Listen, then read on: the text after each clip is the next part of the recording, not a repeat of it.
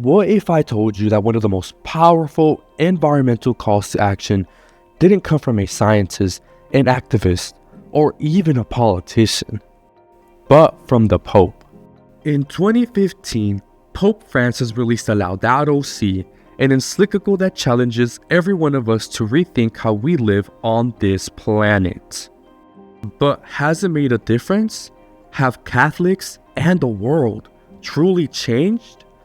Let's find out.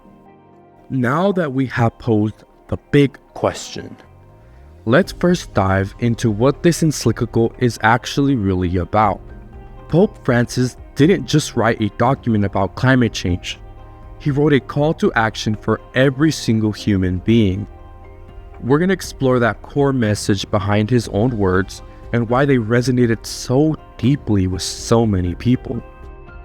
At the heart of the Laudato Si is a profound call for caring for our own common home. Pope Francis emphasizes that everything is interconnected: our relationship with the earth, with other creatures, and even with each other. One of the most powerful lines comes from paragraph 89, where Pope Francis writes, "We are linked by unseen bonds and together form a kind of universal family. God has joined us so closely to the world around us that we can feel the desertification of the soil almost as a physical ailment, and the extinction of a species as a painful disfigurement." This connection between environmental degradation and human suffering is central to Francis's argument. He doesn't just talk about protecting the earth, but about how our mistreatment of the environment directly impacts human dignity. In paragraph 92, he writes, "Every act of cruelty towards any creature is contrary to human dignity." The Laudato Si is not just a climate message, but also a moral one. When the encyclical was first released, it was met with a wide range of reactions. Many hailed it as a much-needed moral stance from one of the world's most influential spiritual leaders. Environmentalists saw it as a powerful endorsement of climate action, while some, particularly in political and economic spheres, were less enthusiastic about this approach. Among Catholics, the Laudato Si sparked conversations about how faith and sustainability, or your environment, should really intersect. But here's the big question. Did this actually influence anybody's behavior? Pope Francis acknowledges that modern anthropocentrism has led to a disregard for nature. He critiques the technological mind, as seen in paragraph 115. "Sees nature as raw material to be hammered into useful shape." But he's not calling for an end to progress. Instead, he stresses that there can be no true ecology without understanding our very own humanity. As he says, "There can be no renewal of our relationship with nature without a renewal of humanity itself." Paragraph 118. So now we've come to the part where we question if the Laudato Si has actually led to any real change. While the encyclical undoubtedly sparked conversations, its impact on the behavior of Catholics worldwide is more complex. We've seen increased environmental initiatives from Catholic organizations and institutions. For example, some dioceses have adopted energy-efficient practices, and Catholic universities have incorporated sustainability into their very own curriculum. Pope Francis himself continues to advocate for climate action at international summits as well. However, research shows that the impact on individual Catholics is mixed. While many applaud the encyclical's message, changing deeply ingrained behaviors and attitudes is a very, very slow process. The Pew Research Center conducted a study a year after the Laudato Si's release and found that while a majority of Catholics were aware of the Pope's stance, only a third of them felt motivated to actually take any action at all. Still, the encyclical serves as a moral compass. This also challenges not only Catholics, but everyone to rethink their relationship with the environment, with each other, with animals, with the whole earth. As Pope Francis writes, "Our relationship with the environment can never be isolated from our relationship with others and with God." Paragraph 119. 7 years after its release, the Laudato Si continues to inspire action worldwide, but its journey is far from straightforward. Let's explore the ongoing influence of this encyclical, the challenges it faces, and how its message is shaping both the church and the world today. One of the most enduring legacies of the Laudato Si is the idea of ecological conversion, the belief that caring for creation is inseparable from our spiritual responsibilities.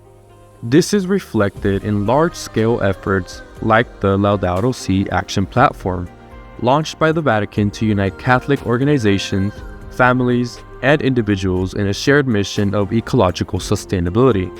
As Pope Francis emphasizes in paragraph 119, our relationship with the environment could never be isolated from our relationship with others and with God.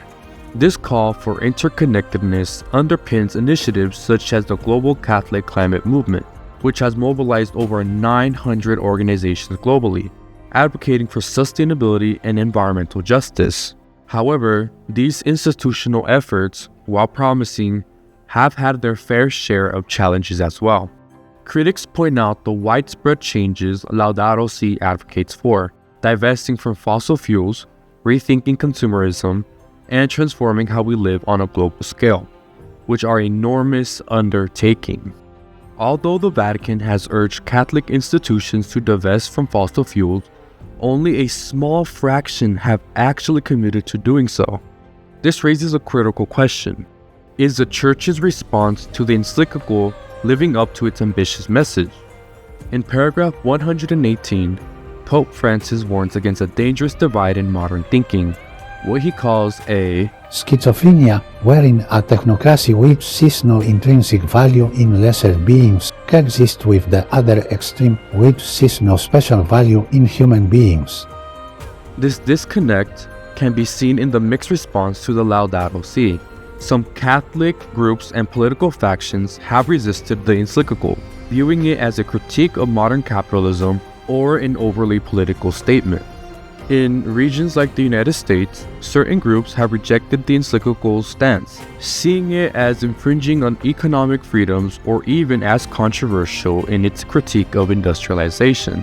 Even within the Catholic community itself, there has been resistance to fully embracing the encyclical's teaching. While many clergy and lay people have supported the environmental call to action, integrating it into daily life has been slower for others. This reflects a broader reality. Changing deep-rooted behaviors and beliefs isn't easy, even with a clear moral directive.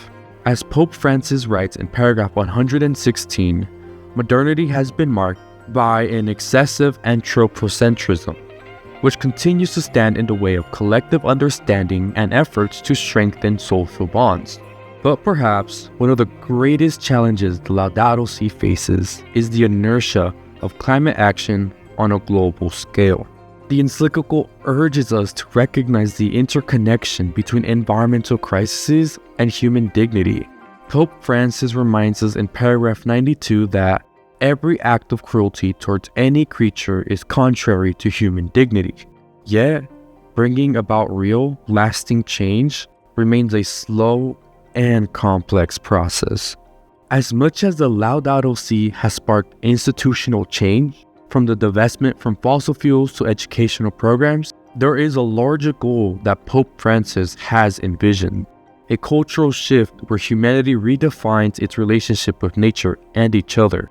But he still notes that this vision is still in progress. He cautions in paragraph 118, there can be no renewal of our relationship with nature without a renewal of humanity itself. Changing policies isn't enough. What's needed, and according to Pope Francis, is a transformation of hearts, minds, and actions. So, has the Laudato Si transformed the world? Maybe not yet, but it's an ongoing journey. It plants seeds of thought, and change doesn't happen overnight.